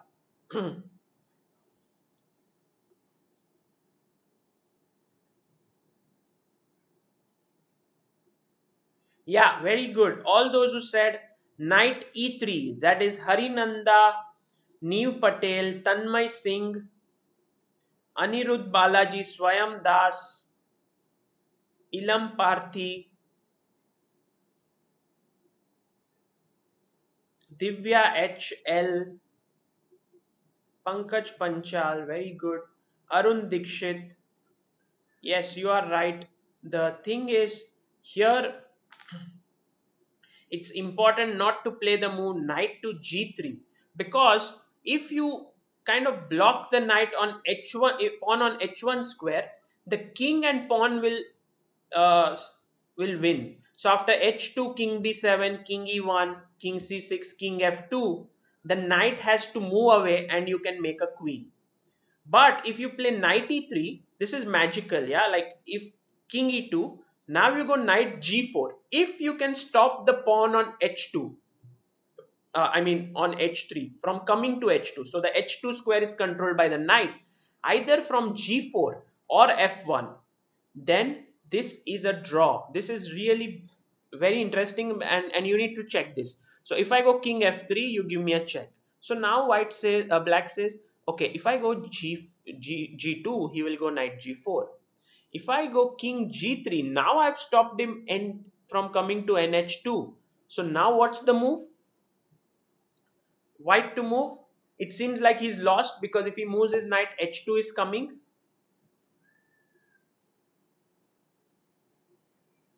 NH6, says Pankaj Panchal in the first position. One second. If you go NH6, should also work. But what if? No, I will play H2, right? You're going knight G4. Sorry. Yeah, NH6. First move NH6. I think if you can't go h2, this should also work, because if king e2, you go ng4. Yeah, Pankaj, you are right. Knight e3, king e2, knight g4, king f3, knight h2, king g2, knight g4, king g3. Yeah, and this is the position we were discussing. What is white's move? If you can tell me. Yes, ne3. Exactly. Very good, guys. Ne3 is the right move. And now the point is h2 comes like a fork, so you are like, this looks like a coincidence, let me move my king again. So you go to f2, he goes to g4. If you go to f3, he goes to f1. If you go to g2, he gives a check. If you go to f2, he goes to h2. Somehow this entire circuit of the knight is like this magical square where the knight keeps turning and turning around, and black can do nothing about it. Okay. So I hope that you are able to understand this position, that you must block the pawn before it moves to h2.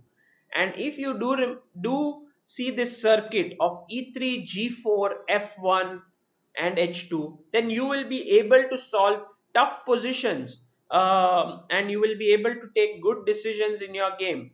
So, for example, but there are always a little bit of exceptions. Okay, I'm going to talk about them in a bit, but before that, let me give you a position which is very nice one. I love it actually. It's a very tough one, and if you haven't solved it, I would recommend you sincerely to try it out. White king a2, knight h7, black king e7, pawns h6, and Bombay 5. Okay, so white has a knight, king a2, knight h7, king e7, pawn h6, pawn b5. White to play, and what? How can white hold this game? The problem is the knight is trapped actually. The knight is kind of trapped. So king may threaten to come to f7, g7, and pick up the knight.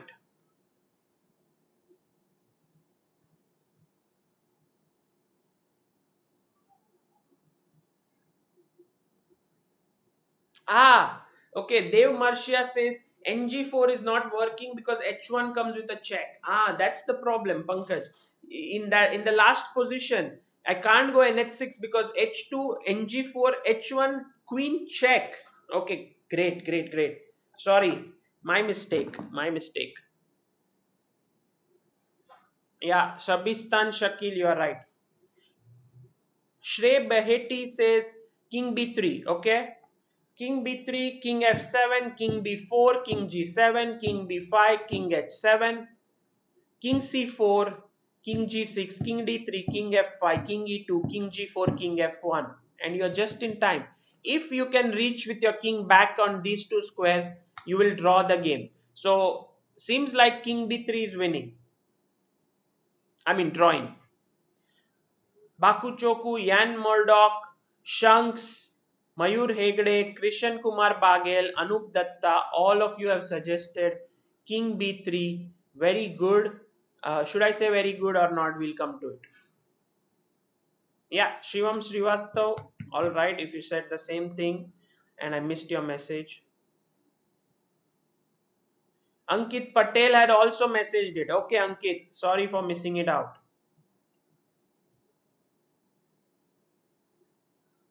Vipan Kumar says your one game where you sacrifice pawn on f5 with white pieces. Can you show that game?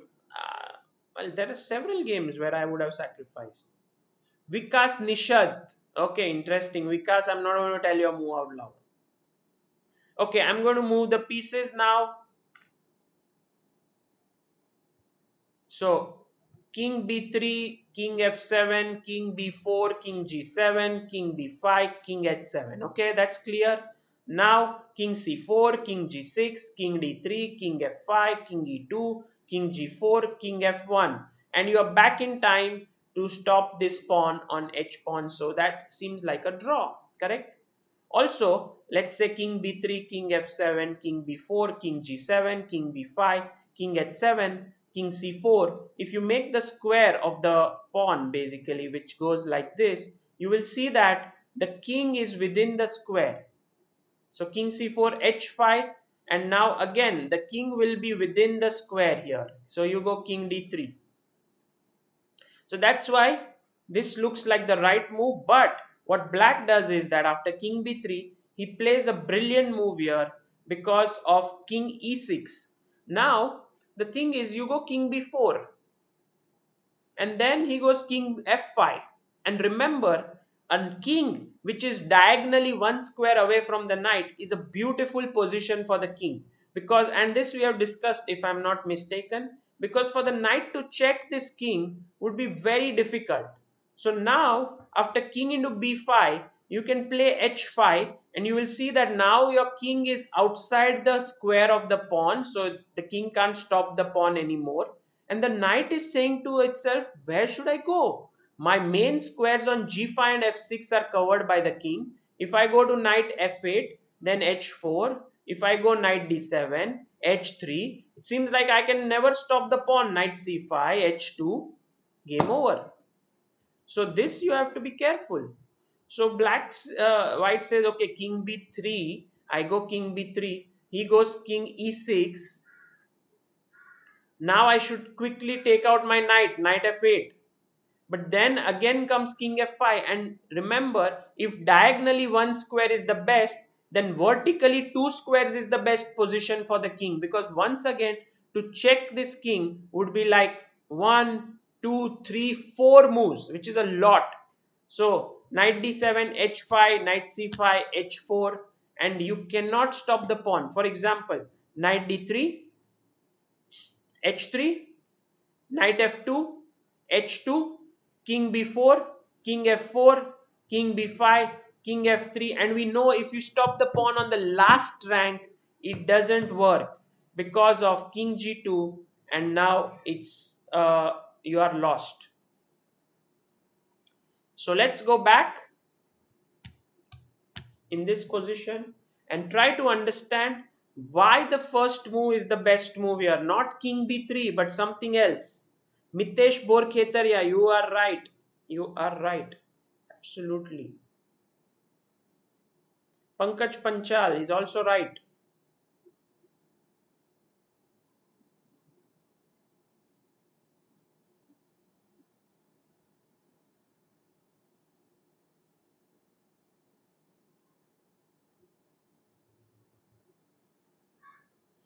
So now king a3 is the correct move. The point is king, now if you go first of all king f7 and win the knight, we can go to b4 and anyway that's winning. But king a3, the point is after knight king e6, now you go knight f8, king f5, knight d7, h5, knight c5, h4, and knight to b3. This was the critical move. You needed this square for your king, and that's why you played king a3, not king b3, because now after h3, knight d2, h2, knight f1. Unbelievable, yeah. Like this is really great, because if he makes a queen, you go knight g3 and you draw the game.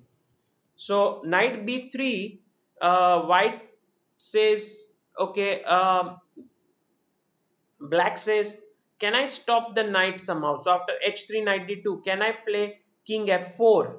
But then we know we have entered the magical square. You remember f1, e3, g4, h2. So after knight f1, the pawn is stopped and it's a draw. Again, knight can take care of the h pawn, the king will take care of the b pawn, and it will be a draw.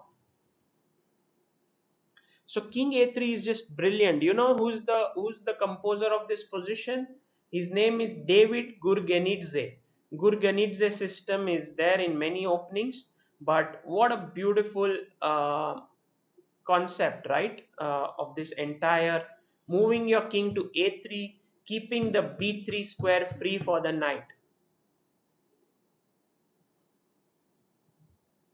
So king a3, king e6, knight f8, king f5, knight d7, h5, knight c5, and now not knight d3, because if you go knight d3, we already know we don't want to put our knight on f2. But here we are trying to enter the right circuit with knight b3, h3, knight f2. Also, if you think about it, there's no way to actually block this knight. If you go to e3, I go to f1, and I'm already on the circuit where I want to be. You know, this one. Okay, I hope that you were able to understand this. Uh, and yeah, that kind of sums up. But we have one more last thing to learn before I call it a day, which is this position. Because chess is never about rules. I mean, there are rules, but there are always exceptions. And so this is my final position for the day. It's white to move. You have to tell me what is the result of this game. Can white hold this, or is he losing? Beautiful position.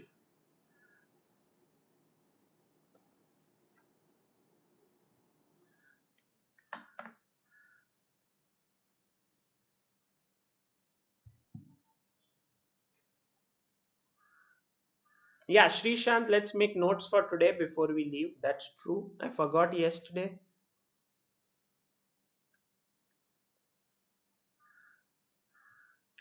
So Sandeep Kumawat says, what is the reason of Vidit's 3 loss? I think the main reason is because he faced very strong opponents: Aronian, Caruana, and Wang Hao. Not easy. Yeah. So I think that is one of the key reasons. But also, I think he misplayed against Aronian when he was winning, and against Caruana he was drawing. He lost that. And yesterday, Wang Hao outplayed him completely.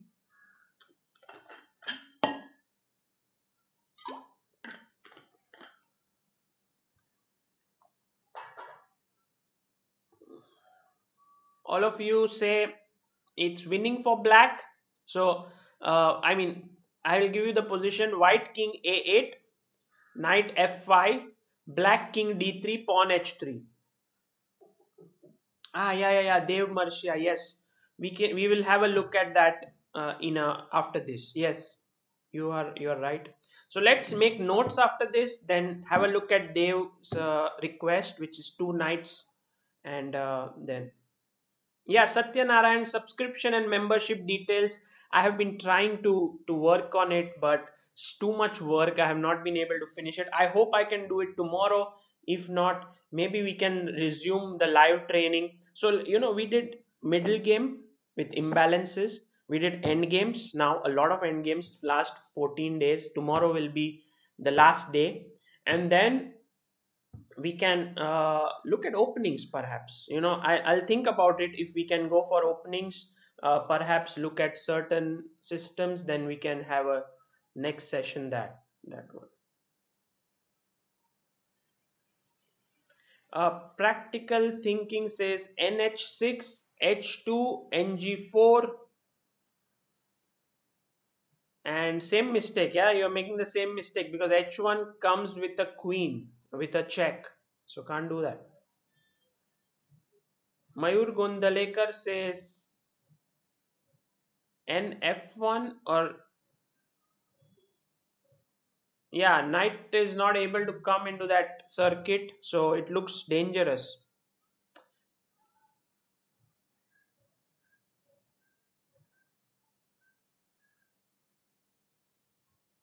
Isolated pawn says, do you recommend us to work on encyclopedia of chess endings? Possibly, but I think in general, I mentioned last time, Silman's endgame course, 100 endgames you must know, Dvoretsky's endgame manual, and then Kastenmuller's endgame series 1 to 14. If you do all of this, you become a big expert in endgames. Seriously, it's really very good thing, a very good material. Ashwin, nh6, h2, ng4, h1, queen is a check. That is the problem.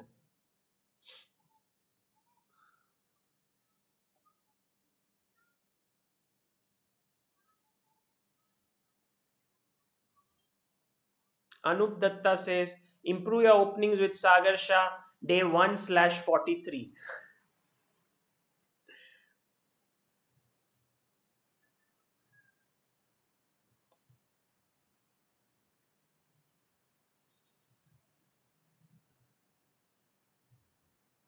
Okay. First of all, he goes ng3 here, which is a nice move. And this is a draw, by the way. The thing is that ng3, it forms a barrier for the black king, because if you come to e3, I go knight f1.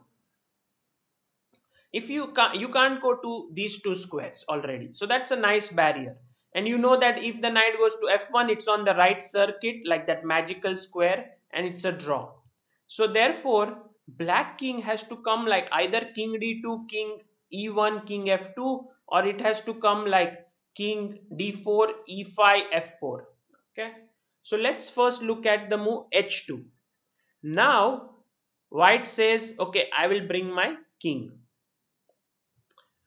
Black says, I can anyway not come to e3 because of check and he lose the pawn. I can't go to e4 and e2 anyway, so let me go roundabout way. So he goes king d4. Now white comes king c6, king e5, king c5, king f4, and it seems like you are losing because after knight h1, king f3, threat is now king g2. What's the problem here? Can anyone tell me why is this position a draw? Why is this a draw? Very good, Atreya, you are right, absolutely. um,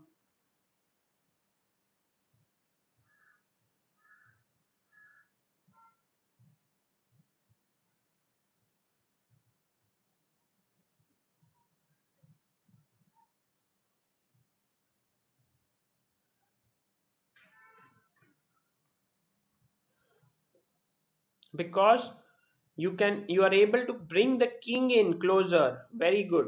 Stalemate, says Navirat. Yeah, king d4.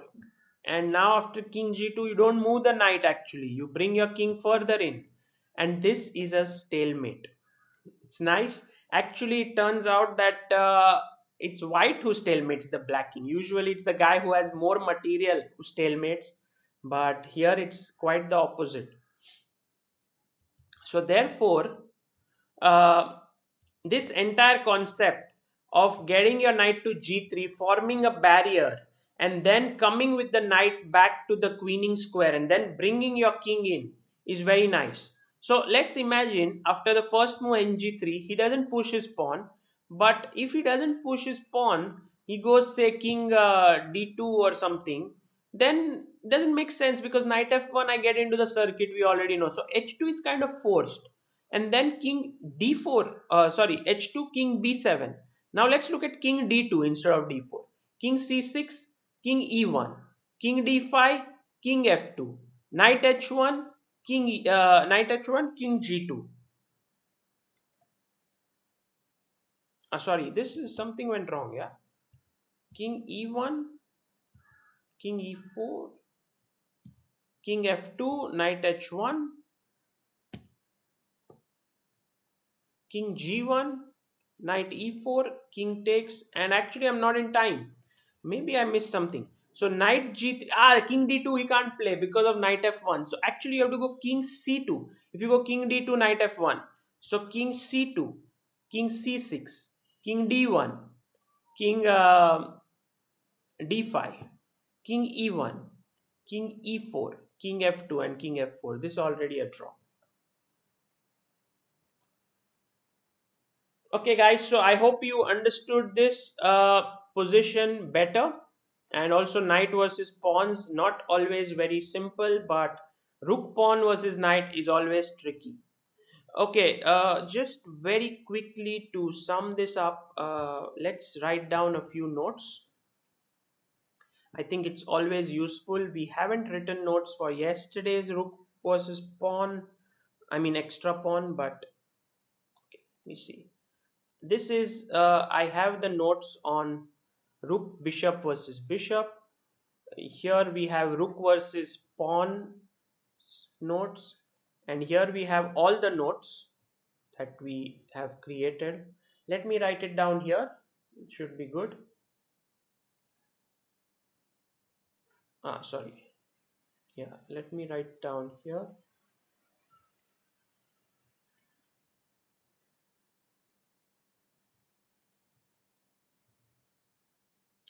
And let's add another text here. So we learned about knight versus pawns. Okay, so tell me the first point that you learned today. I think it was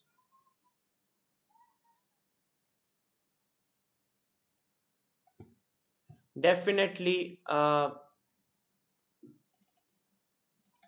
knight can sometimes even checkmate the opponent's king alone with his own, alone in the sense knight can sometimes even checkmate the opponent's king which is surrounded in the corner. Yeah, in the corner, that would be better. Just bear with me if you can't see it. I guess now you can see it. Knight versus pawn. Knight can sometimes even checkmate the opponent's king in the corner. That's what we learned. Then knight's worst enemy is the rook pawn. Also, what we learned was uh, important circuit, important to stop the pawn on second rank, rook pawn on second rank.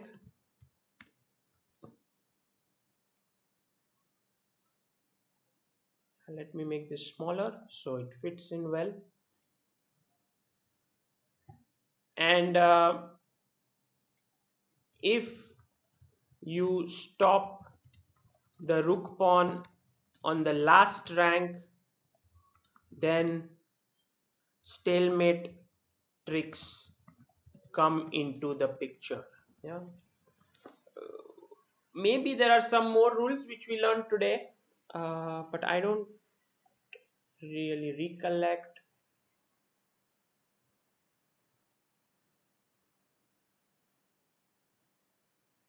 Okay, now let's quickly see what we had to here. Dev Marcia had asked about two knights. So what happens usually with two knights, and I'll just put this up something like this. Okay, so what happens is that when you have two knights, let's say knight on e6, knight on f7, black king on g8, white king on f6. So white king f6, white knights e6, f7, black king on g8. That you have been able to, let's say, go now knight g5, king h8. So you want to control all the squares of the king, um, and let's say you play, how should we do it, king g6, king g8. Okay, and now let's bring the knight here, knight e4. I'm just trying to find the perfect example. So knight e4, king h8. Now knight f6 is a stalemate, but let's say you go knight d6, king g8, king h6, king h8. And now you want to somehow checkmate your opponent, but it's just not possible. Like knight f7, king g8, I don't see how you can checkmate. Knight g5, king h8.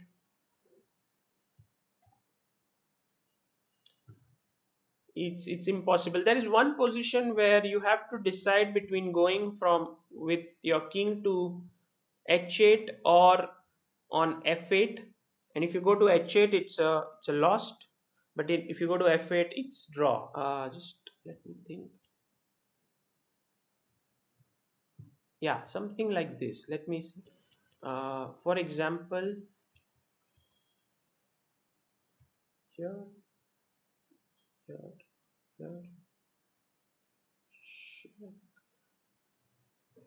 Something where if the king goes to h8, you can checkmate him.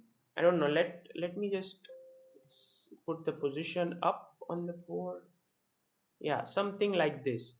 So if it's a check, now if you go to h8, this is a mate.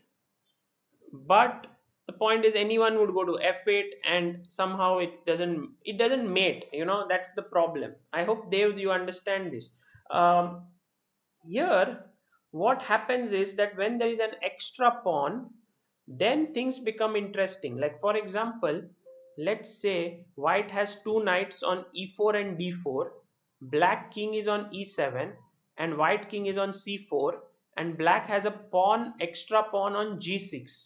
Now if you look at this position, king c4, knight d4, knight e4, black king e7, pawn on g6, then is this winning for white or is this a draw? That is the question.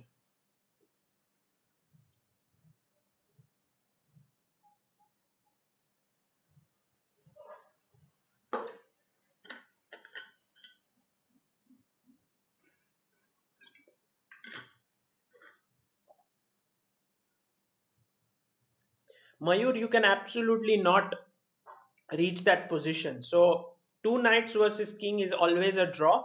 But I was just trying to show you, because many times it doesn't come. In fact, I reached a position once in one of my games, and I had two knights. Let me see if I can get that game. Uh, and also two knights versus pawn. I have played both. Yeah, Troitsky's line we should know in this one. So this is a draw, draw, draw, says people. Some say win. Well, the point is that there is a line that was given by Troitsky, who said, which goes like this: h4, g6, f5, e4, d4, c5, b6, and h4, and a4. If the pawn is on the Troitsky's line or behind it and you can block it, then the two knights win. But if the pawn crosses the Troitsky's line, then you are not able to win with the two knights. So how it works is, I will play my knight to g5. When king f6, I play knight f3. Now you see this pawn is blocked on the Troitsky's line. So h4, you see the Troitsky's line is like this. So it is blocked on the Troitsky's line, and so this becomes a win for white. What white will do is he will use his knight and king to slowly push this king behind somewhere. And as black, the best idea could be to run to the farthest square, either to a8 or to a1, either of these, so that white will have the maximum trouble. But this is winning for white completely, and I have made a couple of videos which I would ask you to have a look at. So just to tell you, if you go to YouTube and to chessbase india's YouTube channel, and you say Troitsky's line, and maybe you can write chessbase India, then you will see that I have given this two games, which are what is Troitsky's line and instructive endgame lecture, and update to what is Troitsky's line Karyakin versus Savian. If you look at these two videos, you will be able to understand this completely. Okay, so please have a look at that, these positions, these videos in your free time, and learn this endgame well. So I guess we covered up most of the things. I think tomorrow we'll meet again for the last day of the endgame session, and I hope that all of you will be there. We will be learning something new, also revising what we have already learned, and there's a lot of things to be done. So let's meet tomorrow. Shilpa Kale, the homework is to look at Troitsky's line videos. Yeah, that's the main homework. Try to understand it well and let me know. Um, well, we'll see. If you want the opening session, please write to us at chessbaseindia@gmail.com, because if I do receive a lot of people saying, okay, we want to work on openings and do it, I will try and consider working on it, maybe try to get some new format rolling. But if opening is something like, okay, dull and boring, maybe we will look at something else. But write to me at chessbase India. Also, send me your feedback for the endgame training that we have done. It's always useful for me to improve as a trainer and as a worker. So whatever, good or bad, please let me know. Okay. Gokul King says, thank you. I really enjoyed today's session. Thanks a lot, Gokul. Um, Mayur says, thank you. Thanks a lot, Mayur, for attending. Anirudh Balaji, thanks. Ishan Deshpande says, why don't you come earlier on some my stream? Well, firstly, I have some work that was pending yesterday, and also because yeah, mainly because of some work that I'm doing, which is there, and usually the games start heating up somewhere around 7 o'clock, and so that is a good time. Nandan, the opening session may start. I'll announce it maybe in a few days, but you should write a mail to chessbaseindia at gmail talking about your experience of these endgame sessions, and also if you would like to have the opening training. Okay. Okay, guys, I will take your leave, and we will meet again tomorrow. Take care. Bye bye. See you.